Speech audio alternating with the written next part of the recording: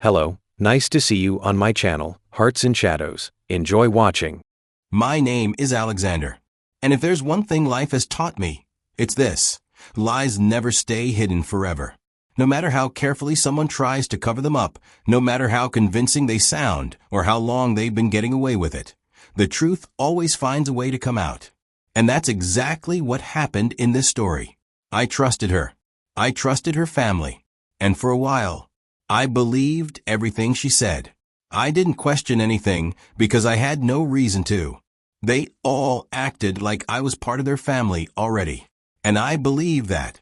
I met Chloe at a wedding, not ours obviously. It was the wedding of a mutual friend. I just went to support my friend, eat, dance a bit, and head home. But at some point during the reception, I ended up sitting next to her at a table. She smiled, made a joke about the DJ playing the same song twice, and that kicked off a light, casual conversation.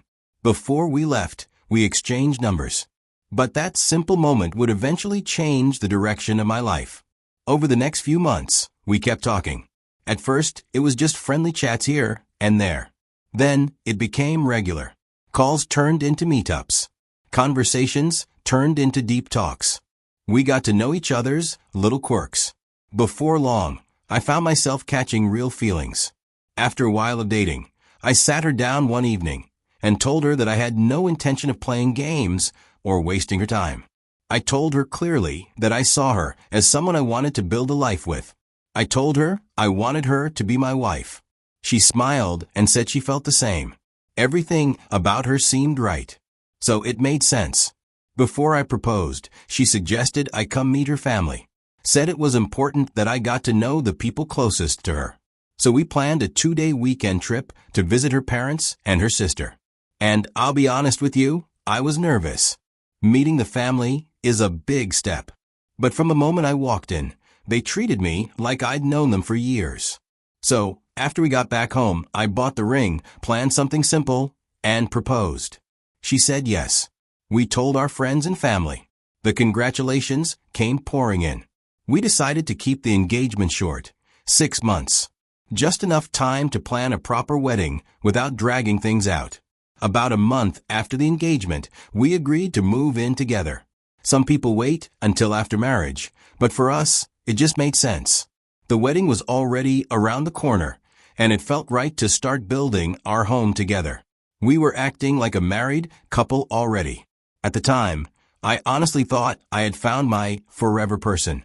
But looking back now, I realized that was just the calm before a storm I never saw coming. 2 months before the wedding, I came home from work completely drained.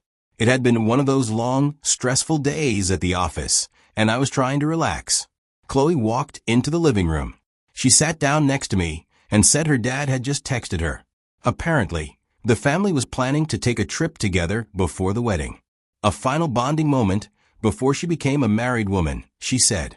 I remember her exact words. It's something we've done every now and then as a family. My dad wants us to take one last trip before everything changes. Out of curiosity, I leaned over to see the message myself. And there it was, her dad's name, the text, everything looked real. The message mentioned something about making memories and doing a road trip with several stops along the way. It sounded pretty wholesome.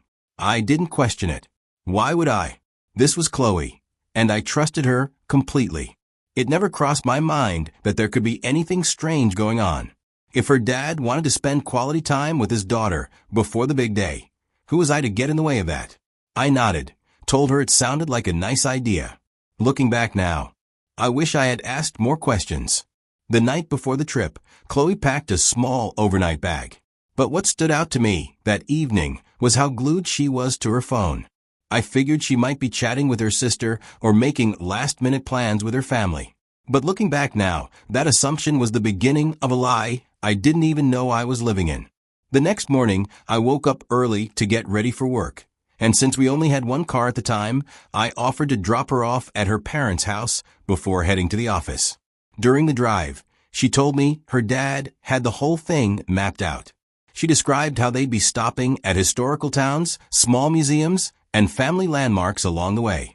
Said it was something they'd done for years to stay connected as a family. I admired it.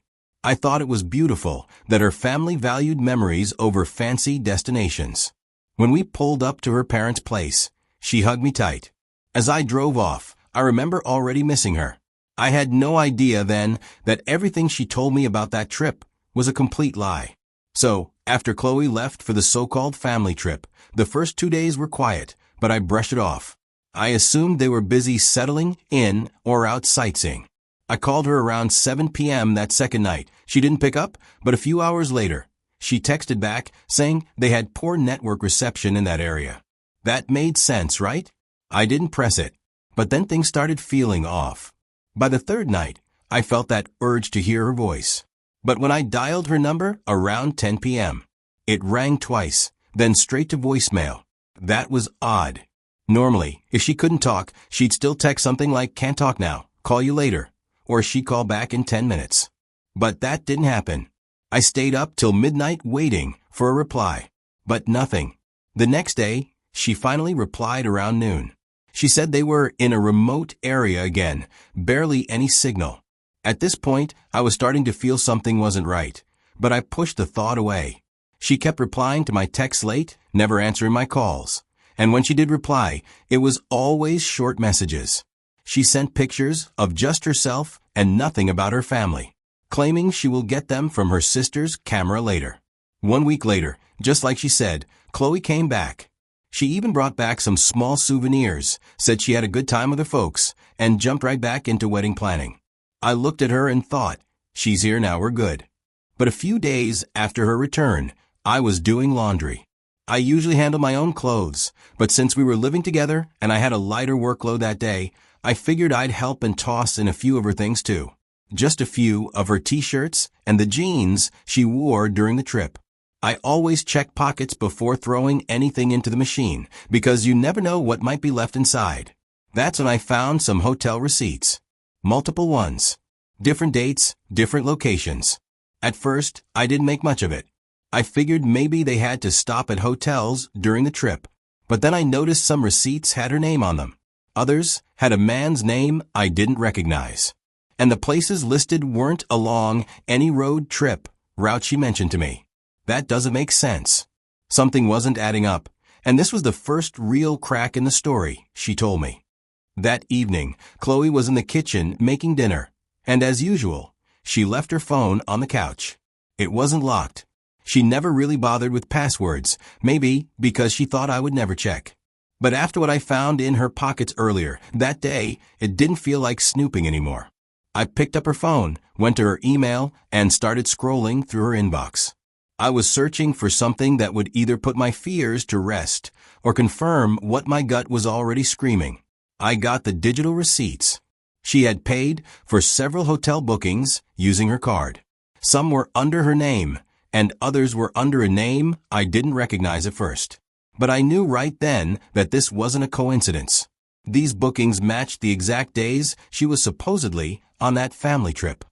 I copied the man's name and searched it in her contacts. Sure enough, he was saved under a casual name. But when I clicked into the message thread, the truth was undeniable. The messages were affectionate and emotional. They talked like a couple. Then I saw a photo he had sent her. It was a picture of her, asleep. That was all I needed. This wasn't just a one-time mistake. She had been seeing this man long before we got engaged. I kept replaying everything in my head. Her reluctance to show pictures from the trip. Her phone being unreachable most nights. The vague stories. It all made sense now. She was never with her family. She was with him. But it didn't stop there. I felt like I was already neck-deep in lies, so I kept going. I checked her messages with her mom. At first, it was just regular mother-daughter chatter. But then I saw messages about the trip. The trip was a cover. Her mom and dad were in on it. They had helped set her up with this man, the son of a prominent lawyer from their church who had returned from abroad. Chloe's dad even wrote, "He's a more suitable man for your future."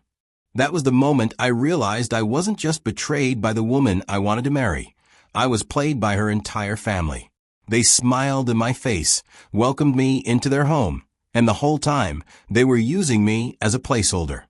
It was one thing for Chloe to cheat, but to know her parents were part of it? That broke me in a way I can't even explain. So, Chloe walked into the living room. I stood up and told her, "There's an emergency.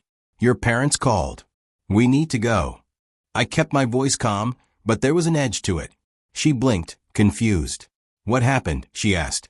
I just shook my head and said, "It's better we talk to them directly. We have to leave now." She moved toward the table where her phone was charging and reached for it, but I stepped in and said, "Your parents asked me to hold it." She paused and looked at me funny, unsure, maybe a little suspicious, but still not connecting the dots. She just gave a slow nod and grabbed her purse. I could see it in her eyes. Something wasn't adding up for her, but she didn't know what yet. The entire drive, I didn't say a word. Not one. She tried to ask questions a few times. Is someone sick? Did something happen to my sister? But I didn't answer. I kept my eyes on the road. I was afraid if I spoke, everything would come out too soon, and I needed this to happen face to face. She sat beside me in complete silence after a while, probably running through every possible scenario in her head. But I doubt she imagined the one I was about to hit them all with. When we pulled into her parents' driveway, I saw them through the front window. They weren't expecting us. Her dad opened the door, looking surprised and a little confused. "Hey, everything okay?" he asked. Her mom stepped out behind him, and then her sister. Chloe stood beside me, still looking for answers. I didn't respond to anyone at first. I just walked past them into the living room and waited for them all to follow. Once we were all inside, and they were all staring at me, I reached into my pocket and pulled out the receipts. I held them up, not saying a word at first, then spread them out on the coffee table. Then, still holding her phone, I went to her messages, straight to the chats with the other guy, and started reading the messages out loud. When I finished reading, I looked at each one of them, one by one. "You all think I'm stupid," I said. "Thank you for letting me waste all this time loving your daughter, while all of you lied straight to my face." Chloe broke down immediately. She dropped to her knees crying, trying to grab my hand. "Please, just let me explain, please," she kept saying, tears streaming down her face. But I just looked at her and said, "There's nothing left to explain." And there wasn't. I walked out. For me, it was already over. There was one person left I needed to talk to, the other man. I just needed him to know the full story. So I sent him a message. I told him everything. How I had been engaged to Chloe, how we were supposed to get married in a matter of weeks, how I thought she was on a family trip when in reality, she was holed up in a hotel with him. I didn't sugarcoat a thing. I gave him every detail I had, because he deserved to know just as much as I did. He replied after a while. His first words were, "Wait, what? She's engaged." I could tell from his reaction that he genuinely didn't know. He said he thought they were just dating, nothing too serious, and she had only told him vague things about her relationship status before. Then he apologized, over and over again. He said if he'd known, he never would have entertained anything with her. And then he said something that stuck with me. He said, "I can't trust a woman or a family who would orchestrate a plan like this." And I believed him. I told him I had already ended things with her. He responded that he'd be doing the same. And that was it. But of course, the story didn't end there. A few days later, the messages started coming in from Chloe. In fact, her desperation kicked into high gear. I don't know exactly what the other guy told her after I messaged him, but I suspect that when he cut her off, reality finally hit her. She lost both of us. So now she started scrambling, trying to piece things back together. She texted me long paragraphs, even voice notes. One of the texts read, "I love you so much, but my parents pressured me to give the other guy a chance." At that point, nothing she said made a difference. Because how could I believe anything coming from her? Her entire family was built on lies. They lied with straight faces, smiled while doing it, played innocent. I started thinking back to all our time together, wondering how many times she had looked me in the eye and told me something that wasn't true. How many stories she told me that I never questioned. How many moments she laughed at my jokes while texting another man on the side. And that's the thing. Once trust is gone, even the good memories start to feel fake. I kept asking myself the same question. Was I ever really the one she wanted, Or was I just the backup plan until something better came along? Looking back on everything that happened, I've had a lot of time to sit with my thoughts. There were days I found myself replaying every little sign I might have missed. But at the end of it all, I realized that pain, when processed honestly, can teach you lessons no classroom ever will. And if there's one thing I've taken from this whole experience, it's this. Trust isn't something you hand out just because someone looks you in the eye and says the right words. Trust has to be earned. I gave my trust freely, to a woman I loved, to a family I respected, and they used it like a blindfold, covering my eyes while they planned something behind my back. But the thing about lies is they rot from the inside out, and sooner or later they fall apart. Another lesson that hit me hard is that words mean nothing without actions to back them up. People can be excellent actors, warm, kind, smiling in your face, while doing the exact opposite when you're not looking. Chloe told me she loved me. Her parents said they were happy to have me as a son-in-law. But their actions told another story. They were already working behind the scenes, introducing her to another man, planning a different future, one that didn't include me. That disconnect between what they said and what they did, that's where the truth lived. If someone's words are sweet, but their actions leave a sour taste, believe the actions. Every time. Lastly, I've learned that a relationship built on lies, no matter how beautiful it looks on the outside, is already dead. Love without truth is a performance, not a partnership. And I didn't sign up to be an actor in someone else's show. I wanted something real, and I still do. But next time, I'll make sure the foundation is solid, not hollow. So now, I'll turn it over to you watching this. If you were in my shoes, if you found out just weeks before your wedding that the person you loved had been lying to you, that their entire family helped cover it up, and that you were never really part of their long-term plan, what would you do?